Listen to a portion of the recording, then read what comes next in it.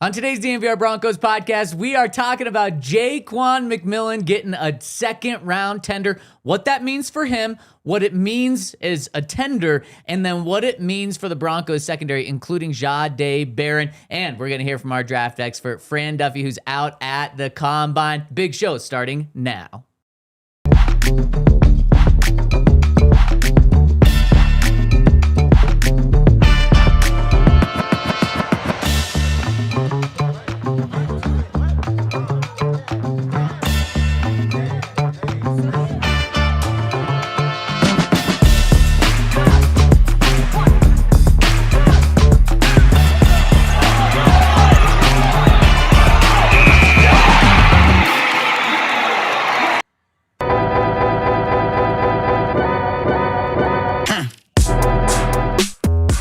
Congratulations to Ja'Quan McMillian on getting a big second-round tender. We're going to break down what that means in every aspect. Plus, we're going to hear from our draft expert, Fran Duffy, coming up from the Combine. And we're going to do it live from the Toyota Lounge, driven by your local Front Range Toyota stores inside the DNVR Bar. And we are the DNVR Broncos Podcast. Ryan Koenigsberg to my left, Henry Chisholm to my right. We got Dion behind the camera. Fellas, how we doing today? Great. Happy Friday. Happy Friday. Can't be doing much better than Ja'Quan today because this is pretty much where every undrafted guy wants to get, is to this second-round tender. There's a first-round tender. I don't know if the Broncos have ever used a first-round tender. So this is like the most realistic one where if you get here, man, have you had an incredible rise in just your first couple of years in the NFL. So let's dive right in and break this down. So the Broncos placed the second-round tender on Ja'Quan McMillian. Essentially what that is it's a tentative one-year deal worth $5.8 million. Ja'Quan has not made nearly that much money throughout his career, and he's going to get that much this year. So it's a one-year extension for him, but it's a tender, meaning that he can still hit free agency and still sign with another team. Now, if he agrees to a deal with another team, the Broncos can match that deal. If he agrees with another team and the Broncos decide not to match that deal, then the Broncos will get a second-round pick back from that team. So essentially, they'd be trading Ja'Quan, knowing they're getting a second-round pick back for him. So that's what a second-round tender means, and $5.8 million, massive raise for him.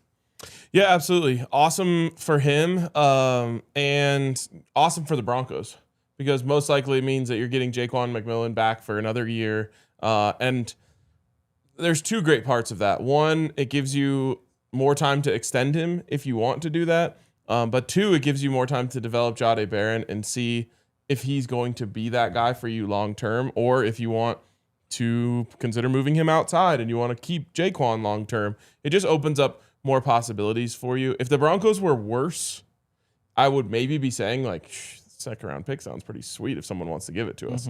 But they're not. They're really good, and you want to keep these guys together. So I think Ja'Quan is really valuable to this team right now, and this is just, I think, good, solid work by George Paton to just do the right thing.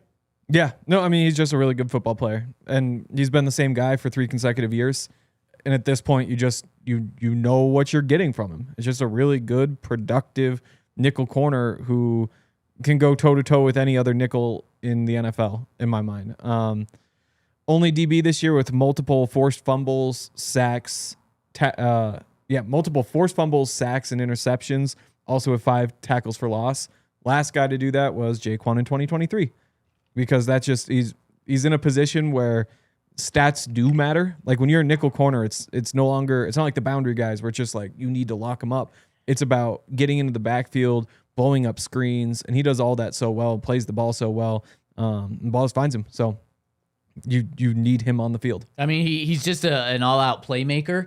And he comes up big when the moment is the biggest. You mentioned that 2023 season. I remember back to that Buffalo game when the Broncos went into Buffalo and shocked the Bills on primetime. And it was Ja'Quan who just ripped the ball out on, I believe, the first drive, which led to the Broncos getting the lead, which then just like changed the momentum and gave the Broncos hope in that game. When I think back to this year, I think of the massive sack that he had on Patrick Mahomes where he jumps on his back and takes him down to win the game for the Broncos instead of the Chiefs being able to put something together late in the game. And then, of course, you think of arguably the biggest play of the year for the entire Broncos team against Buffalo.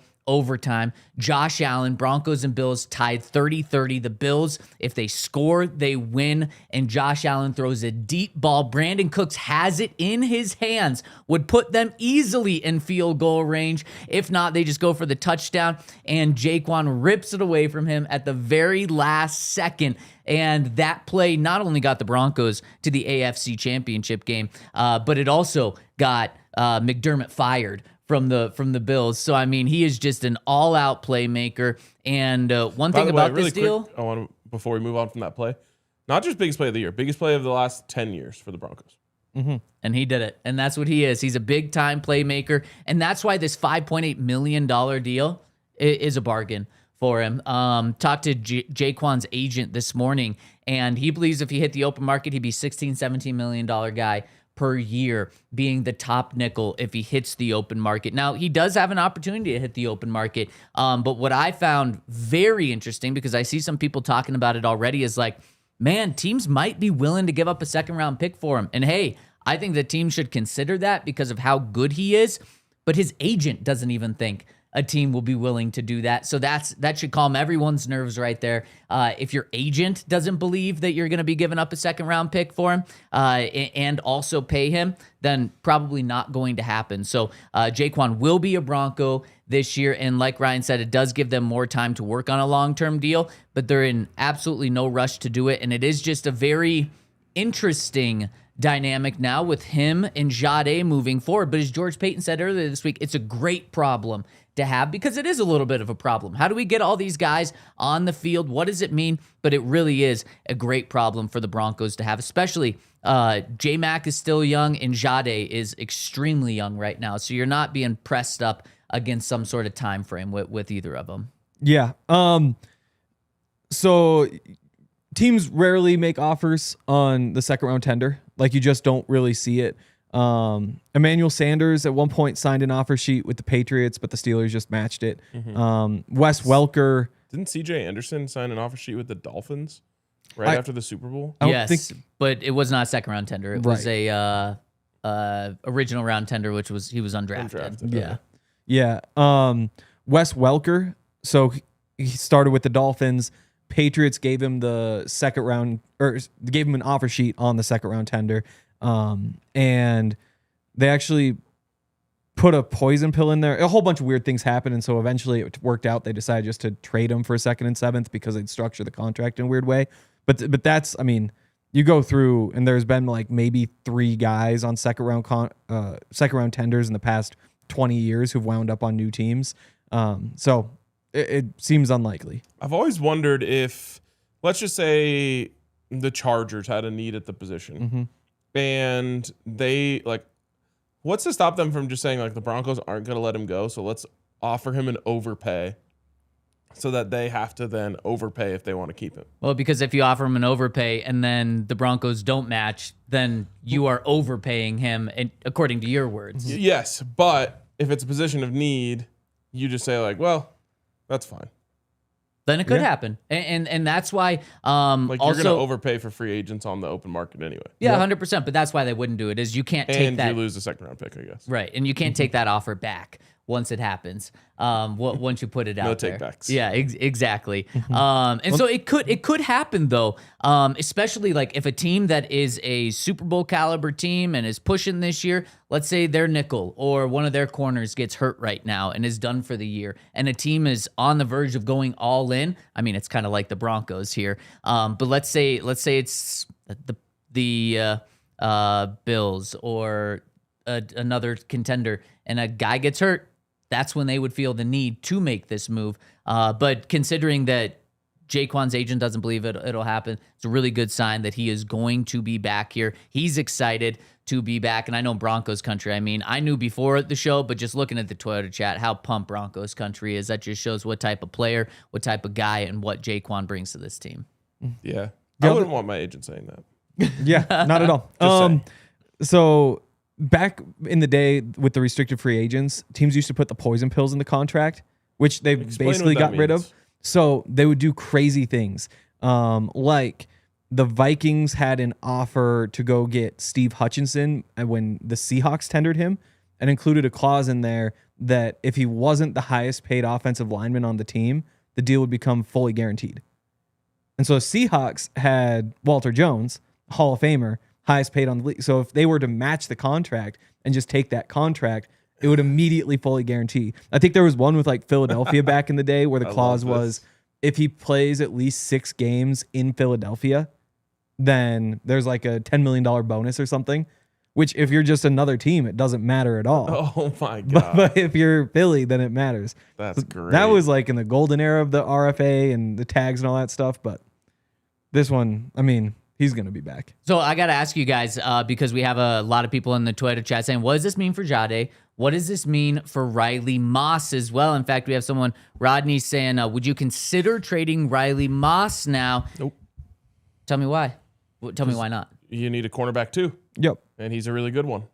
And you don't have another one on the roster. Yep. And Jahdae, though. I No. mean, he's a guy that can play inside and outside. He is, but your Too Super Bowl theoretical. defense, right. why would you risk taking, like, maybe we think this guy could be a second or a cornerback too, but we've never seen it actually.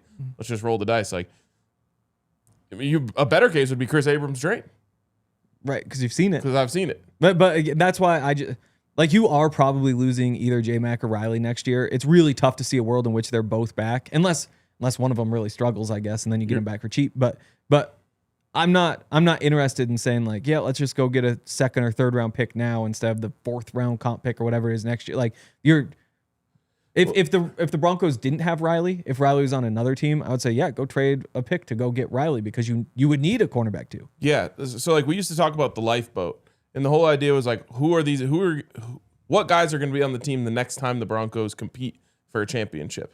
And that was always like at least a 4-year plan. Right.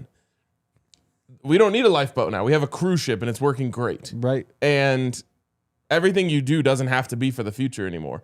You know, Davis Webb is probably gone after this year too, but you did what you had to do to keep him because you're trying to win a Super Bowl right now.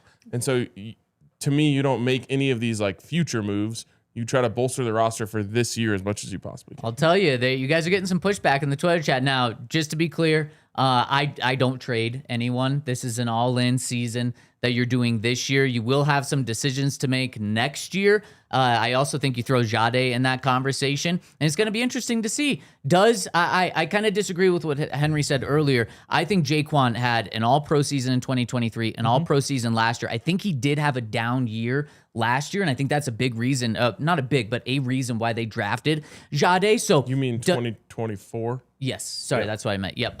And down, not bad, but just not to the caliber of those 2 seasons. If he does that again this year, at midway through the season, are you looking at replacing him with Jahdae midway through the season? If he doesn't and he continues that all-pro, you're not letting him walk. So then you're changing the conversation. Okay, between Jahdae and Ja'Quan, it's Jahdae and Riley Moss for the future. And so it's just going to be interesting to see how things unfold. But I think it's going to be a great problem for the Broncos to have because I think all of these guys are going to play good. I think 2 out of the 3 are going to play really good, if not all 3. But there's a chance that really only 2 get an opportunity to play this year because they just play so good that you can't take them off the field. So I do think it's a problem the Broncos have. I do think it's a great problem that the Broncos have there. Yeah. Yeah. What if I told you, so you trade Riley and get whatever you get back, but then also trade for like a veteran old man corner to play that role? Like if you're thinking you're going to lose one instead, like I'll throw like Marlon Humphrey is on the last year of his deal. And I'm not sure if he was actually like still good as a 30-year-old last year, but then all of a sudden, like what if you looked at it as an upgrade? What are you trading for? Picks? Because that's all really all Right. anyone gets traded for. Right. I don't want picks. Well, but the idea being like you probably pay maybe a little bit more in picks for Marlon than you would get back for Riley. But in making the 2 moves, if you're going to lose Riley after this year anyway, you upgrade him for this year. I don't think that's an upgrade. Okay. Yeah, I'm keeping Riley. I think Riley's incredible. Guys, let's continue this conversation after we talk to our guy, Fran Duffy. That conversation with our draft experts coming up next. Shout out to our friends over at Game Time, man. Game Time is by far the best secondary market ticketing app In fact, I like it so much that I deleted all of the other ones off of my phone. I like it so much that one time I was just standing outside of a concert and I saw a girl who was trying to get some last minute tickets on another one. And I was like, you're doing it wrong. You got to get Game Time. And she was like, what? And I was like, yeah, you just got to use code DNVR and you'll get $20 off your first purchase in addition to already getting the best prices. Wow. And she was like, oh my God, thank you so much. Boom. Now she got to go see a great concert. She got $20 off using the code DNVR. And now she knows that Game Time is the best ticketing app because there's no surprise fees. You can actually have the fees included just on the screen when you're looking around to see what tickets, so you don't think something is in your budget and then find out later that it's not. So get over to Game Time, whether you're looking for NHL, NBA tickets, whatever it may be. Get over there, use the code DNVR for $20 off your first purchase. Again, code DNVR for $20 off your first purchase from Game Time. New built restoration and construction. New built is awesome. So if you're going through, I guess it is, there's some scary fire things. Hopefully that didn't happen. Hopefully you haven't flooded. Hopefully there isn't mold everywhere. But whatever it is, they are there to help. They can help repair what's already there. They can also just help you build things, commercial projects, whatever it is. They're licensed general contractors. They can help you with any project, big or small. Available 24/7. They care about being there for their customers. There's 600 reviews for you to check out. And they'll work with your insurance to make sure a stressful process is actually a lot smoother for you. They're big fans of us. We're big fans of them. So if that home emergency hits, make sure that you call New Built Restoration Construction because they will be there at nubilt.com or 720-902-7472 and let them know that DNVR sent you. Shout out that everyone's tuning in with us today, and big shout out to our draft expert who's calling in on the Xfinity mobile call-in line. Let's bring him out. From Indianapolis, the franchise, Fran Duffy is joining us. Fran, what's going on? What's going on, gentlemen? Yeah, it's another day out here in Indy. Another day out there in Indy. Fran, I want to start with some Broncos news because it kind of deals with how they drafted last year. The Broncos placed a second-round tender on Ja'Quan McMillian earlier today. And obviously this impacts a guy that the Broncos used their first-round pick on last year, Jahdae Barron. How do you see his role developing with the Broncos? Because you got Riley Moss on the outside, obviously Pat Surtain, now Ja'Quan for another year. Do you think he just continues to sit back and develop behind these guys? And with what you saw from him in the draft and his first year with the Broncos, do you think Jahdae's going to be more on the outside or inside for his career? Yeah, I mean, honestly, it was one of the reasons that the pick gave me pause back last spring. And I wasn't the biggest Barron guy like at Texas in terms of like I loved the player, but in terms of like the overall upside and like being a starter on the outside and a guy that could be that do everything player, I didn't quite see that level of prospect. And so I would say I'm not like overly surprised. This is how it has played out to start. That doesn't mean that the book is far from being finished written. But I think at the end of the day. Yeah, that was one of the things that gave me pause, back last April. Yeah, well, and the other tough part with it from like just a team building perspective, next offseason, Riley Moss is going to be a free agent. Ja'Quan's going to be a free agent. Both those guys, assuming all goes well, it's going to be $15 to $20 million a year, you'd think, with Jahdae sitting there. So what do you do when you're in that position? Do you try to get Jahdae on the field more this year to see what you have? Do you consider some sort of trade to try to break up this timeline a bit? Yeah, I mean, that's the tricky part about it. And, I think that if you were someone that viewed Jahdae as like, oh, yeah, he's a guy that can play every position and can kind of plug it where it leaks, in the secondary. If we've got an injury outside, Riley goes down for a couple weeks, all right, we can plug him in. Then maybe that's suitable. But again, like with a top 25 pick, to me, like you want something more than that, and we'll see like what Barron is able to turn into down the line. It's possible that he does develop into the full-time nickel after McMillian leaves a year from now. But even still, like that means you lost 2 years of the cost control there, where you're getting that value back. So it's a little bit, it's a tricky situation for sure.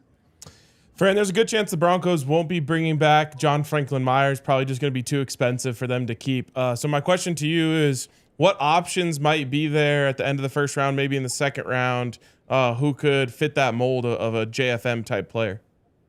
Yeah, it's a good question. I think that when you're looking at this group, when I just got a chance to watch them yesterday afternoon, they were the first group that went here with drills at Lucas Oil Stadium here at the Combine. And, I think if you're looking at the end of round one, in a perfect world, like best case scenario, and I don't think this player makes it that far, but you're looking at Clemson defensive tackle Peter Woods. My guess is he's off the board by that point, even though he did not work out. It was a little bit of a lackluster season from a production standpoint for Woods, but I just think that the talent and the character is too good that he's going to end up going somewhere in the top 20.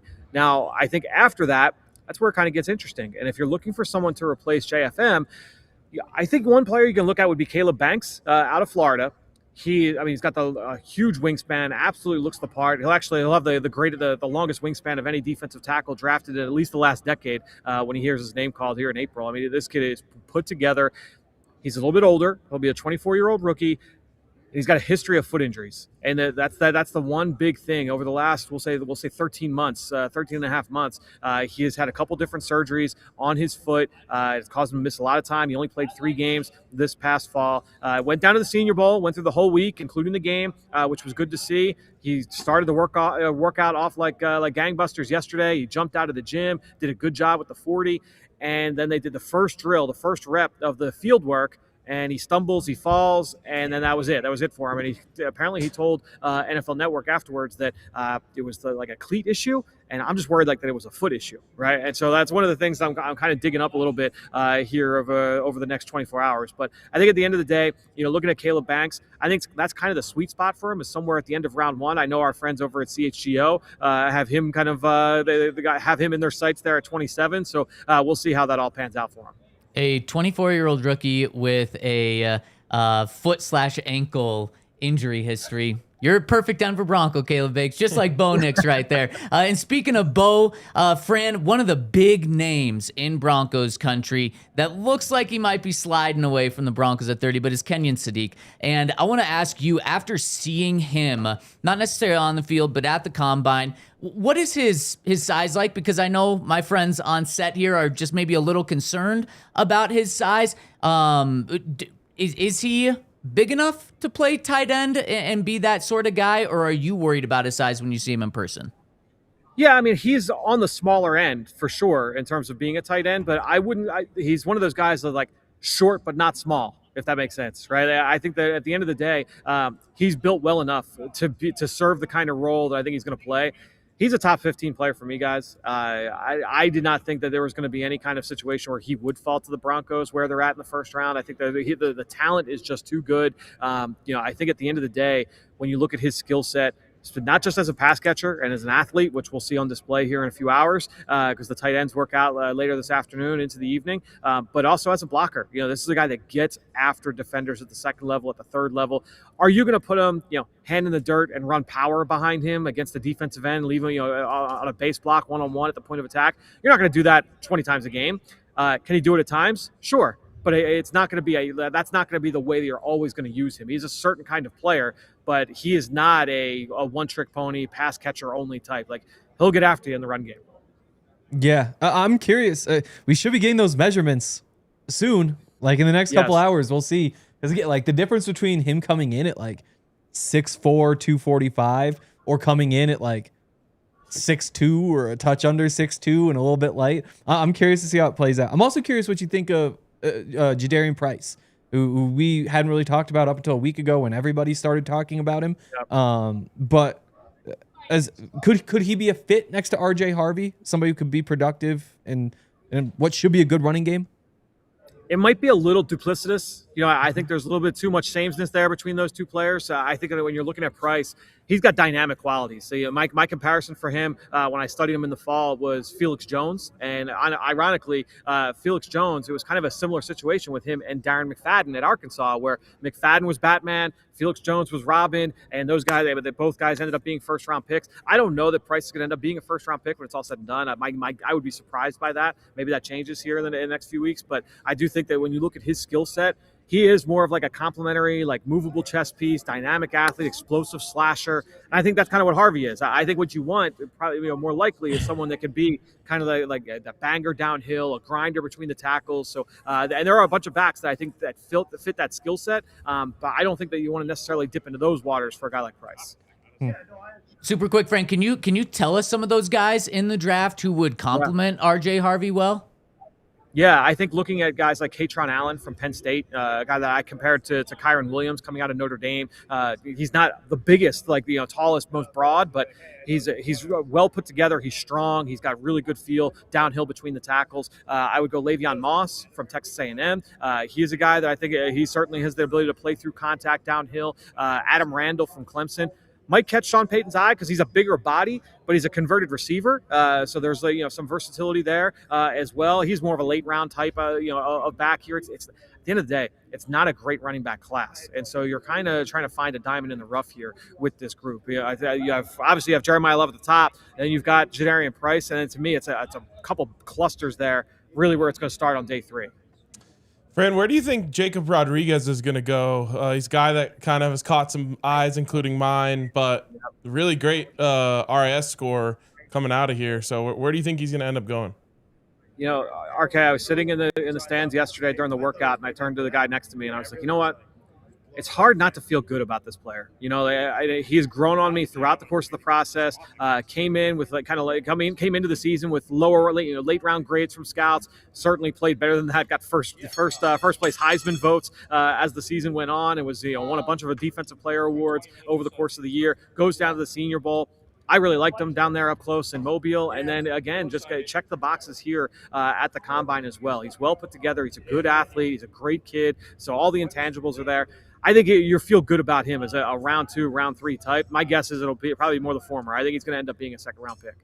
Fran, what's a final one for you? What's one player that we should keep our eyes on in terms of a playmaker in this draft, whether it's 1st round, 2nd round, 3rd round, just someone to throw on our radar right now? When I think of when I think of Sean Payton and some of the things that we've seen from him in the past, and certainly the way that he likes to build out these receivers and the bigger bodies, but also finding those playmakers, to your point there, Zach, guys that can create with the ball in their hands. 1st round, Casey Concepcion is a guy that I like, I think, a little bit more than consensus. And I think that when you look at Marvin Mims, that similar kind of skill set, Concepcion is a good returner at Texas A&M this past year, was productive as a freshman back at NC State 3 years ago. So this guy jumped into the college level and was able to put up numbers right away. He's on the smaller side, good with the ball in his hands, can be a deep threat. He's a good route runner. I like Casey Concepcion. He would be kind of I know a lot of people are looking at linebacker and stuff like that for the Broncos, but I stand firm. I think they could go playmaker here in the 1st round, and Concepcion is a name certainly that's at the forefront of my mind. Man, Fran, you are making Broncos country happy with all of that. Thank you so much for joining us today. Enjoy watching Kenyon Sadiq today just skyrocket up draft boards, and we look forward to catching up with you soon. Talk soon, guys. Thanks, Fran. See you, Fran. The franchise right there. Absolutely love his insight. I'm just impressed with him using the word duplicitous. Yeah.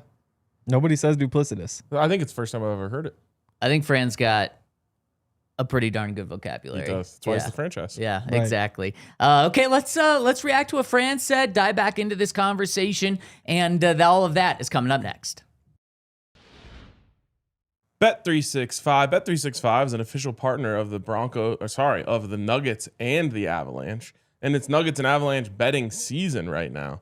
And I couldn't be more locked in, but I'm even more locked in on golf betting, which I am just finding to be the most fun time to bet. Wow. I really do think so.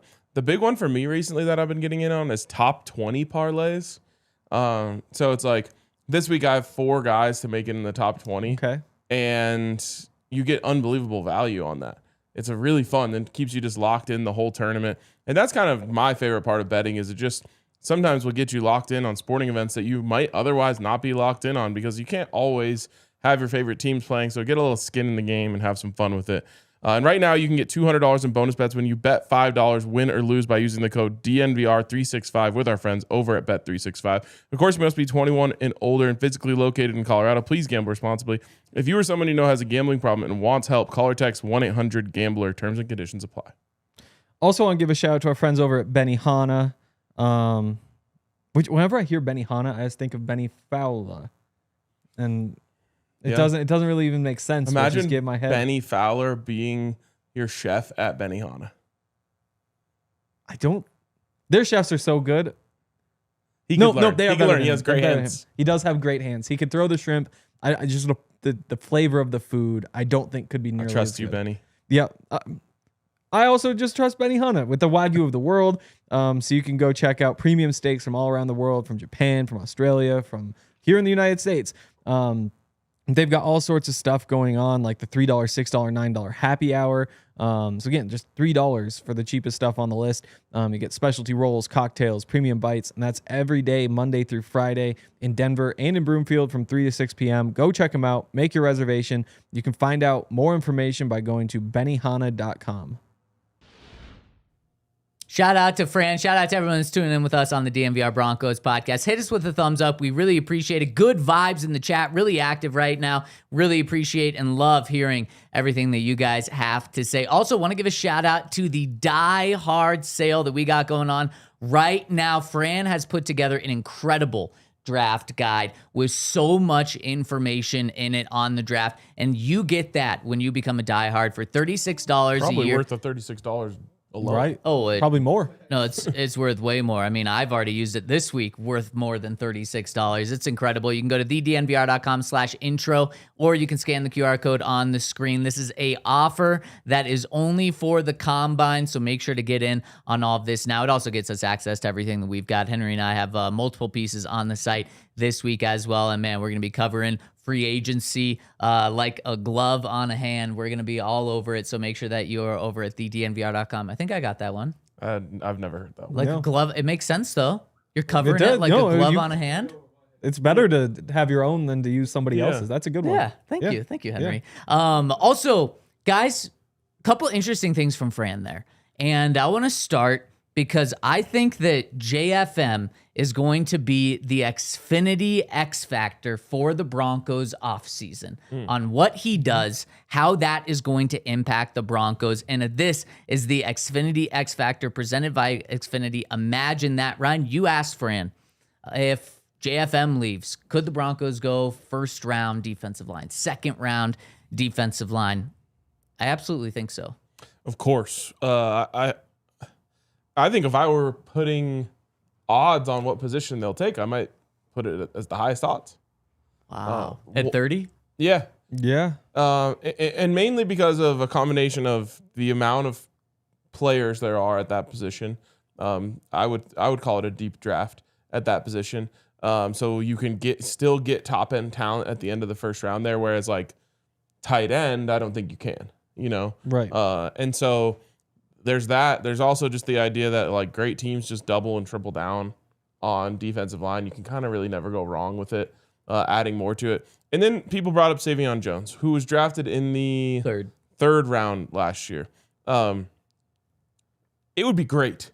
It would be fantastic. It would be amazing if internally the Broncos were saying like, yep, Savion Jones is just going to come in and fill in for JFM, and he's going to be almost as good as a second-year player.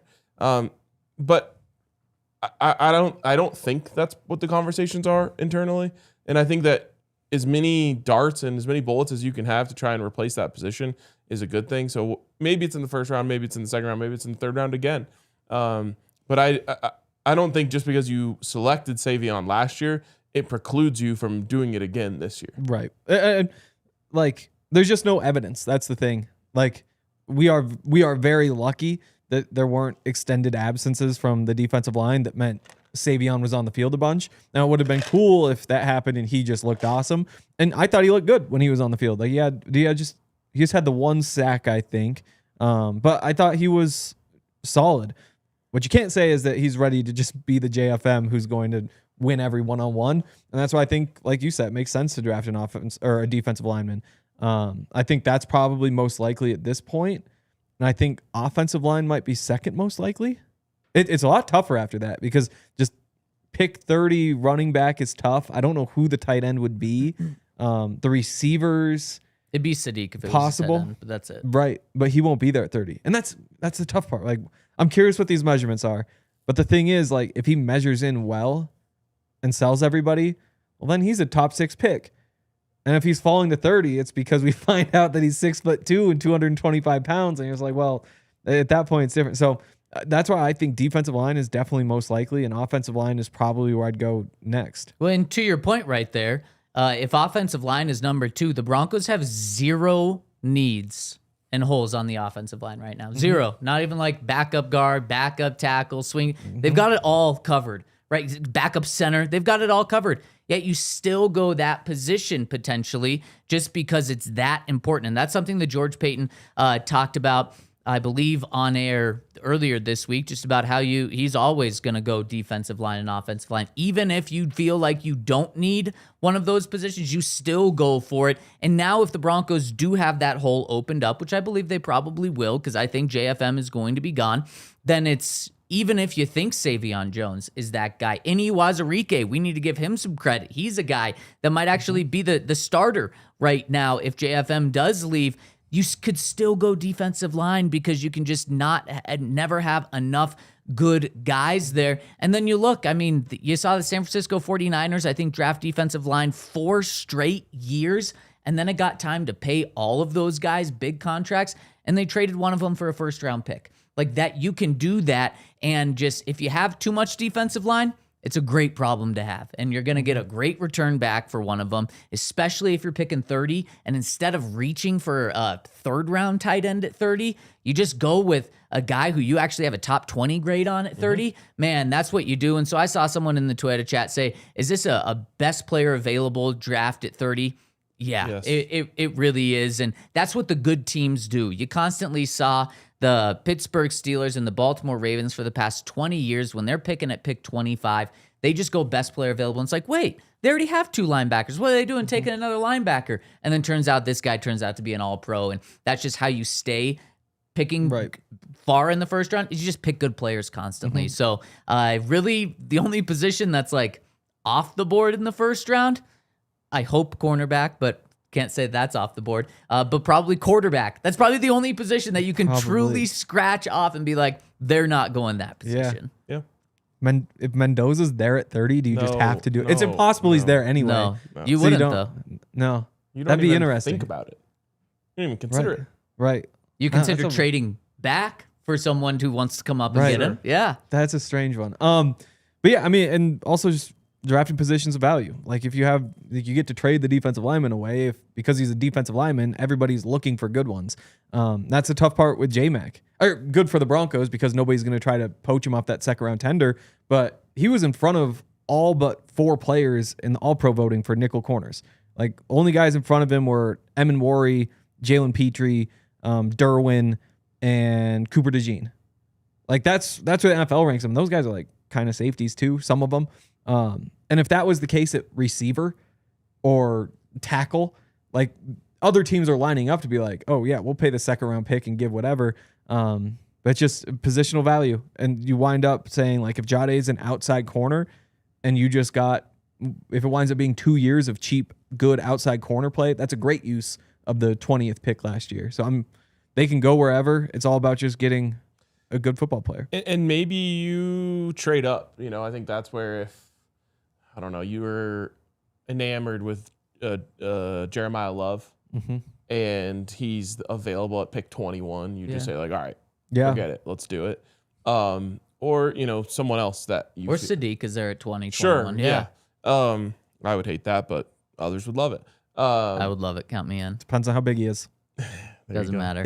Speaking of, yesterday you were comparing Jacob Rodriguez and Josie Jewell, and I said more athletic Josie Jewell, and you said let's see the testing, and we saw the testing, and he tested well, and all of a sudden it's he went from like 4th-round pick to 2nd-round pick exactly overnight. Yeah, because if you can just buzz around like that, then all of a sudden that's you start to see crazy. it. I hate the combine.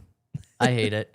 I mean, last year we saw Matthew Golden just fly up draft boards after he ran a fast 40, and then it turns out he was kind of the player he was in college, like good, but nothing like. He wasn't even really good. Well, then there you go. Then that's my point. I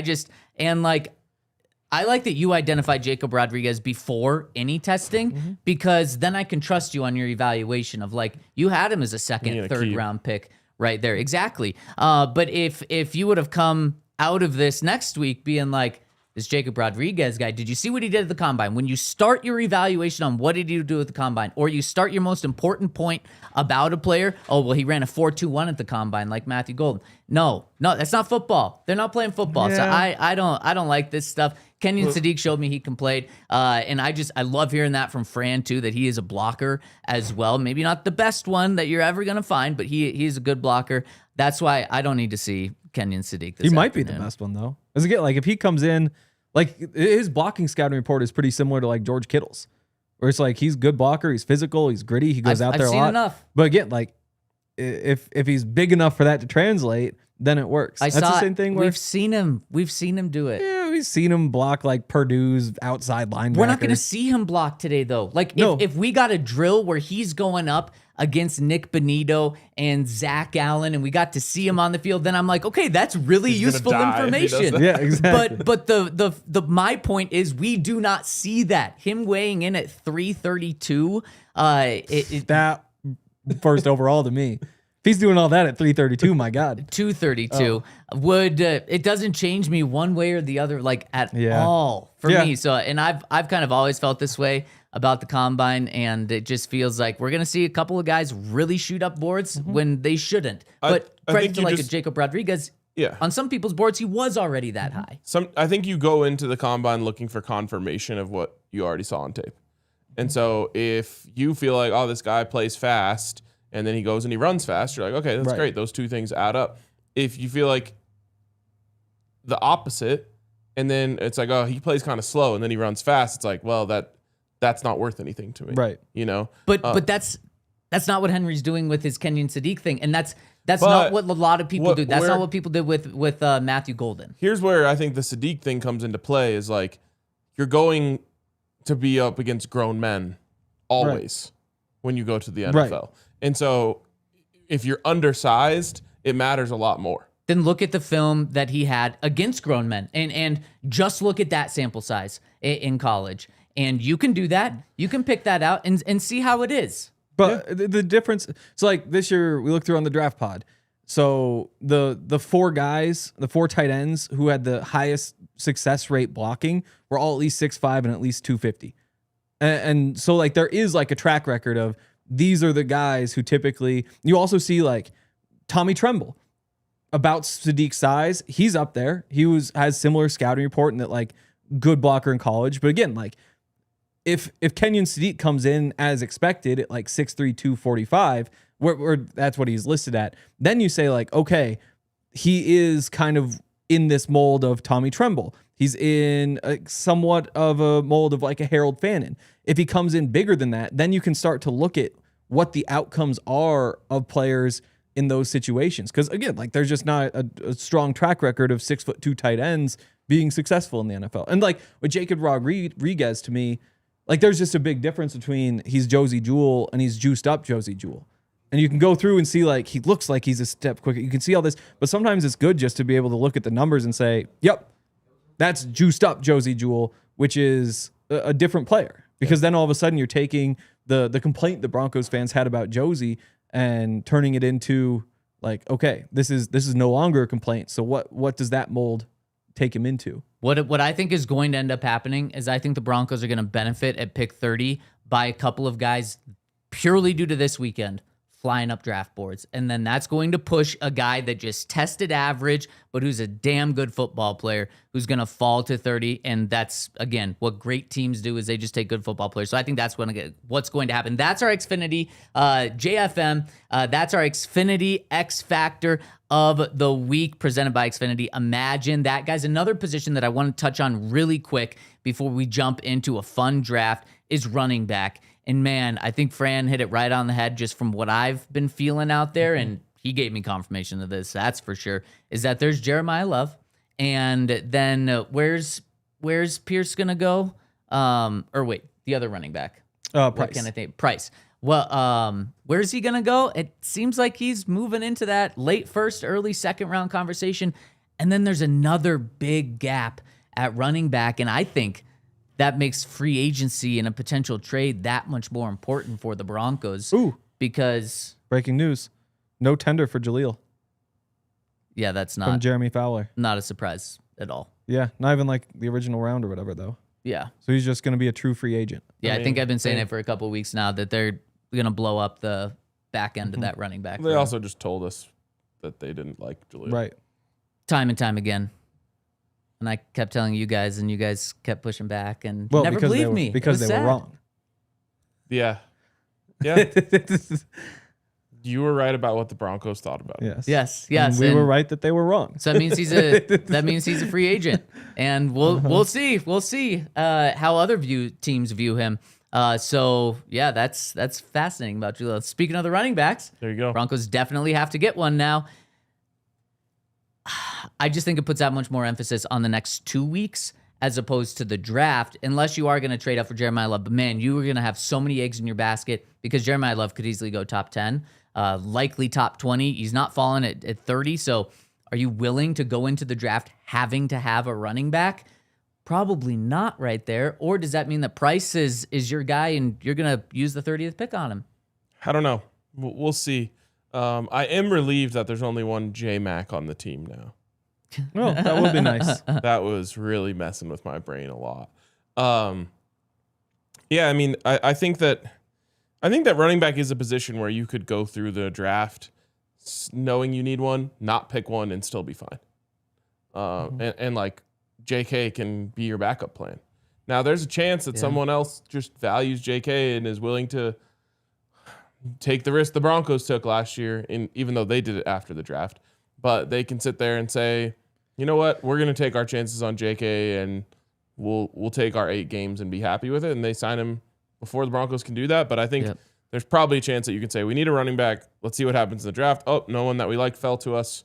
So we go back to the free agent market. So I think that's definitely your plan. You definitely say there's no need to sign JK until we know we want him. But you tell JK, hey, if you're talking to somebody, let us know.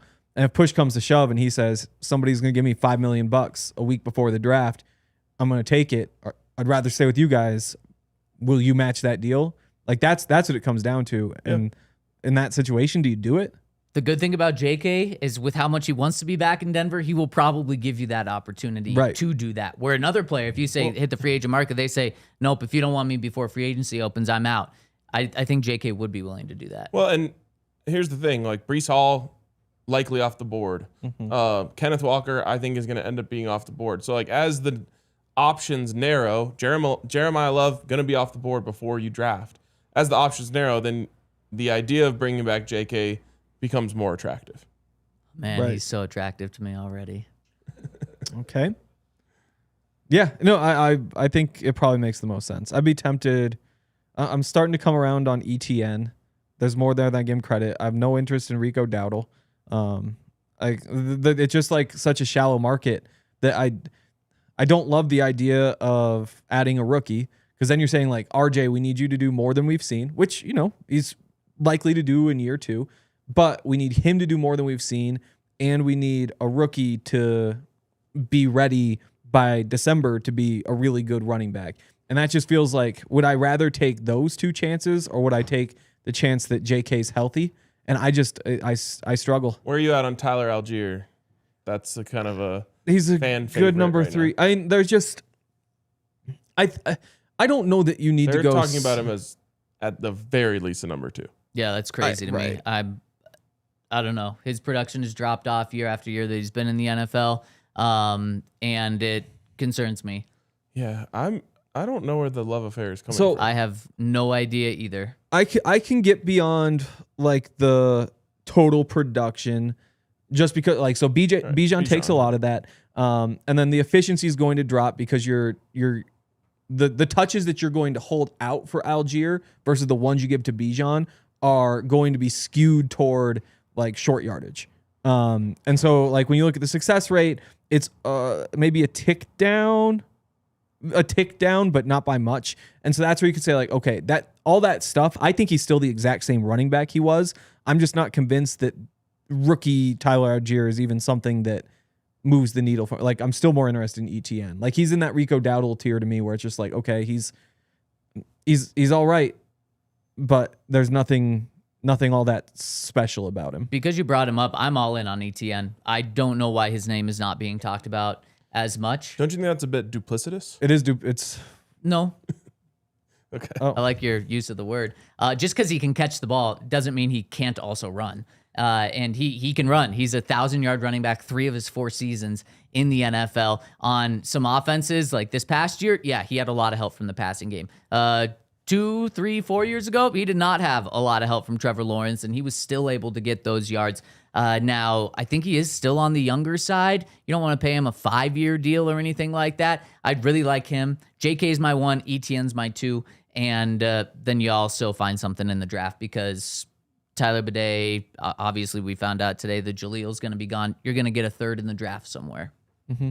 Yeah, to me, I think you could even make the comp that like RJ Harvey, if things don't go all that well, but like he slowly improves, he winds up looking very similar to an ETN. I think the way they're used, like it's a lot of the tosses and outside runs, but I'm not against them leaning into that. Yeah. Like I think there's the idea that you have to have 2 different running backs, which I've liked in the past.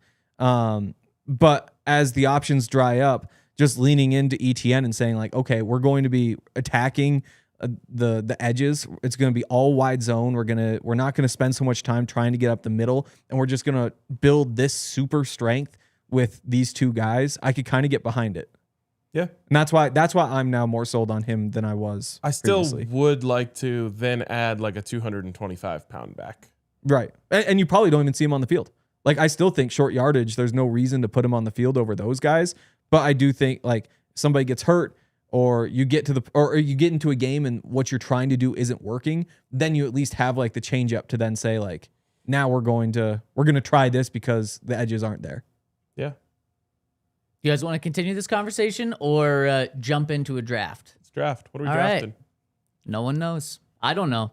Oh God. I had Dion come up with the draft. That is. I believe 5 This is a big test for him. rounds here. I'm going to be judging heavily. Okay. Here we go. All-time favorite playmakers. Since playmakers, the yes. playmaker Wow. draft. Broncos or non-Broncos. Okay. It's up to you guys. Oh, wow. Decide. Only Okay. NFL? Yeah. It's up to you guys. Yes. I think NFL. Okay, NFL player. Boy. Jeez. Oh my All goodness. time. That's a tough one to drop on us, Dion. I like that. And Henry's got the first pick. Wow. Okay. That so is crazy to just. I am doing research. The first decision I have to make is whether I'm just trying to pander to Bronco fans, and I am not. And so I'm not going to win this draft, but this is going to be a draft of all right. my guys. I don't Um, know if any of us will pander. I'm going, This one. but like, okay, I'll tell you. My first pick is Priest Holmes. Wow. Oh, okay. that okay. guy- I did, okay, you See are ya. not Like pandering that's the to truth. Broncos Is like fans. he's part of I like. didn't know you meant it like that. I remember. There was a middle ground between pandering and triggering. Yeah. And I was stuck between like, do I save That is him? number 1 pick. No, but I had to that's explain crazy. myself, and so you guys baited me into using it here when I could have used my 5th pick. Sure. Okay. Man, like I think I've got to survive 1 pick here. I'm very happy that those Chiefs teams never turned out to be all that good, but I was always just so jealous that they had at the same time there's another guy, but they had so many though, Dante Hall and Jamal Charles, who were always just so fast and Yeah, so you're getting explosive. absolutely And I wanted the killed. Broncos to get one of those guys so badly. Yeah, I'll go Barry Sanders here. Okay. That was going to be my Your favorite. second pick. Do you remember him? No, but Interesting. all-time. All-time favorite Well, like, did I playmakers ever- is someone you don't remember? No. I thought you meant like, do you remember watching him? Of course I remember Barry Sanders. Did I watch him in person? No. Did I watch him in my life? No, not really. That's why I'm just surprised that that's your favorite. That's so funny. All right, I'm going to I take... mean, he's the most electric guy when you watch him. Yeah. Yeah, but is it your favorite when you weren't even watching him? We're going. Do your we're going thing. just Do your best thing. playmakers. No Yeah. favorite. Who are you going with, Ryan? I'm going Randy Moss. Far and away my favorite playmaker of all time. Interesting. Yeah. What do you like Like, I had Patriots Randy Moss is what you No, remember? Vikings Randy Okay. Moss. And I had a Vikings Randy Moss jersey, which was one of my very few non-Broncos jerseys when I was a kid. Yeah. Yeah, I don't think I had Ryan, you're back up. Yep. Oh, Riley Moss is your number 1 pick? Yes. Damn it, now you're both gonna kill me in the poll. I decided I'm not into the poll. Okay. Second favorite. I'm trying to think if I do want to add anyone here? I want the guy who I wanted to use the first pick on, but I just feel like it can't. You're going to get him. Don't worry. I am gonna go. I'm sticking to my own board, but you might call this panderous. I'm taking Terrell Davis. Nice. Again, it's just before my time.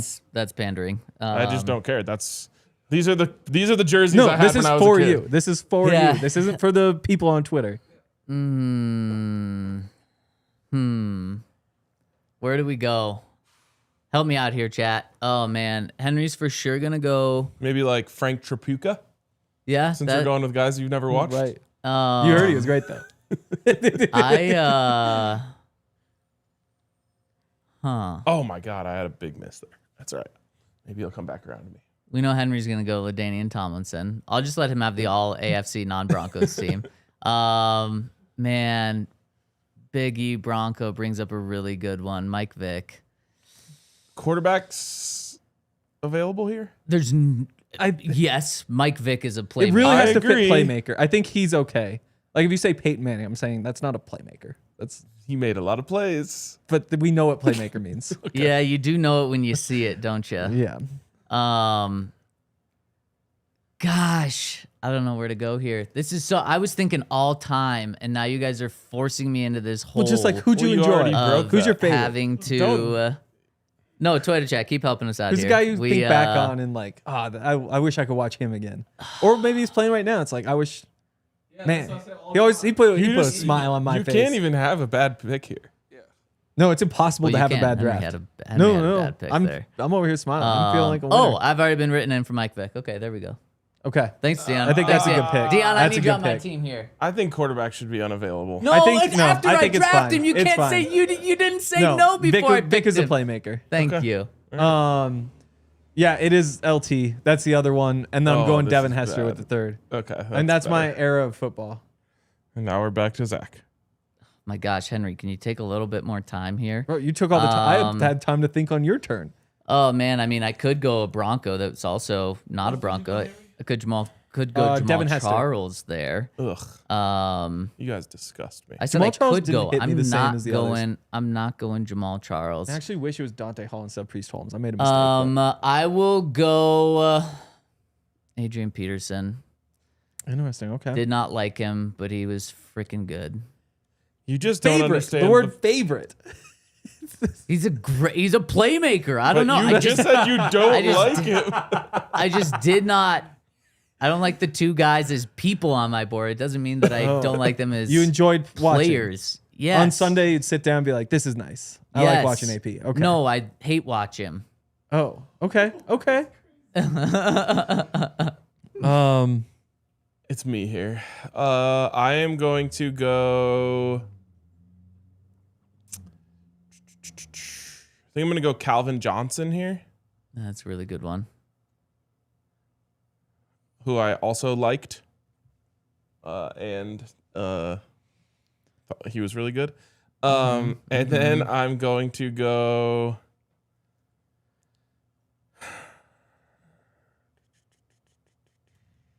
Can't believe Riley Moss is your first pick.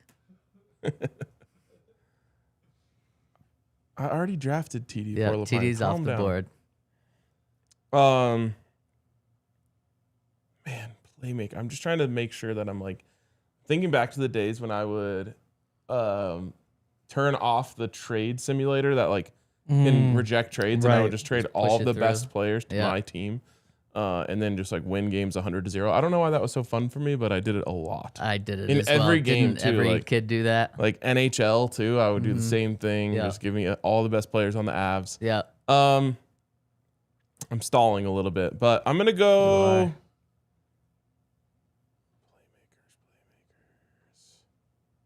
I'm gonna go Deion Sanders. Oh, of course. I mean, it's a great pick, and of course you're going that way. It makes a lot of sense right there. And Clifton, right when you said Right it, as I said it, agreed yeah. with you there. Give me Shannon Sharp. The chat's been pounding the table for him. I'm going Shannon Sharp. Incredible playmaker. Man. Back to back to finish you out. I've got good one. 3 that I'm trying to decide between. Tell us all three. I'll take the third. You trust my favorites. No, because it'll be a Chief. Clinton Portis, Brian Westbrook. Yeah. Those are my Clinton two. Portis is. Yeah. It's so funny because like the Broncos absolutely won the trade.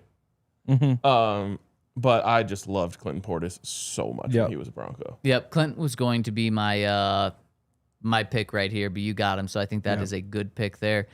I will go. Brian Westbrook. Okay, I think I understand what what the rules you guys are putting around me finally now. in the fifth Just round. So I'm Just a gonna go favorite. Demaryius Thomas here. You said Yeah. favorite. That's a good So one. I'm There gonna you take go. on the field and off the field. Makes sense. All right. Is it me? Yes. I'm going. Oh wait, did you enjoy watching Deion Sanders play? I did. You did? Yeah. What do you mean? How many years did you actually get to watch him play? At least 10? You he played longer than TD, didn't he? Well, I guess me watching. So I started watching in 96. You were Ryan. Yes. Ryan. I Yes. wasn't alive. You're counting 4-year-old you. Okay. Of course. Here's what I'll say. Okay. Why don't you ask my not even 2.5-year-old godson who his favorite players are? He'll give you a whole list. Okay. Okay. Um, I'm sure you remember that. but I mean, he played into like what 2005. Yeah. Yeah. So yeah. Let me go Wes Welker. Oh. I like that. Would never call him a playmaker, but I like that. Really? No. He was like an elite punt returner. You're drafting him for his punt returning skills? Well, I'm just saying, punt returners are playmakers. Yeah. Yeah. Would you call Marvin Mims a playmaker? Yeah, I would. Same mold. Different receiver. Very different Much receiver. better receiver. Very different receiver. I would say way less playmaker of a receiver than Marvin. I'd say Marvin's way more of a playmaker at receiver than Wes Welker. I think you're thinking. I love Wes. I love Wes Welker. I think you're thinking too much late stage Wes Welker and forgetting young Wes Welker. No. Okay. But I mean, Wes is one of my favorite players of all time, so I like the pick. All right, that's going to do it. We're going to throw this on Twitter. You can vote on that later. We're going to finish this conversation. We got some super chats over and overtime. Go to thednvr.com to finish the conversation, and let's dive into these super chats. And before we do, make sure to hit us with a thumbs up. We really appreciate that. Ziggy SLC says, with quarterback secured, teams should only pick high dollar positions in the top 4 or 5 rounds and rarely take safety, linebacker, center, running back. Get them in free agency. Crazy? God bless Bo Nix. It's not crazy. I mean, that's what the Broncos do. Yep. So that's what George Payton does. So not crazy at all, Ziggy. You align exactly with what the Broncos do. Maybe that's George. For the most part. Obviously, I mean, he's saying top 4 or 5 rounds. Broncos last year obviously used a 2nd-round pick Right. on a running back. But Savion, Q, Pat Bryant was in there, and then Jahdae. So 4 of the 5 is pretty good. All right. Yeah. Pure Lapine says, you're using duplicitous wrong. It wondered. means deceitful, Duplicative. duplicative. Oh, duplicative means duplicating effort. We take no responsibility for that. Yep. Fran did that one. So wait, what did Fran call duplicitous? Jadarian Price. So he said Jadarius Price is wrong. I don't mind duplicitous He's running wrong. back. He's deceitful. The price is wrong, is what Fran was saying. Yep. Yeah, that's his secret way of saying don't draft him at 30. There you go. Wow. And then Agent 007 says, Sirs Ed Reed. Yeah. I thought a lot defensive about Ed play- I Reed, know. but it would have been disingenuous because he was so good and he was on the Ravens and I didn't like them. Yeah, that's fair. No, there was a whole Still era. be a favorite if you don't like him. Palomalu. No, we can't. Hate watch him. Yeah, you can. That doesn't. I don't know about that. No, I should have had Ricky Williams in there. And There's Tiki, a lot of I know. that'll just like hit me later today, like Brian Dawkins. right. Bob Sanders. Tiki Barber was another one that I really wanted, but just couldn't quite justify. Yeah, I mean- Champ's incredible playmaker, especially that year. He should have won Defensive Player of the Year and was absolutely robbed of it. Keep Talib. 100%. Akeem, big time. How crazy is this? We'll end on this. In 2016, there were 2 first-team All-Pro cornerbacks, and they were both on the Broncos. It was Yeah. Aqib Talib and Chris Harris Jr. To have 2 guys at the exact same position be first-team All-Pro is insane. There's some playmakers right there. This has been a fun week, fun way to end out the week. Thank you all for joining us today. That's going to do it. We'll be back on Monday. And guys, we're going to have a very special guest. A very special guest who's going to have incredible insight on Davis Webb as a play caller and his relationship with Bo Nix and Sean Payton. It's a very inside source that we're going to have on our show. So make sure to stay tuned for that. We're going to be live at 11 a.m. on Monday. Hope you all have a fantastic weekend, and we'll see you then. God bless Bo Nix. We all silly like the mayor.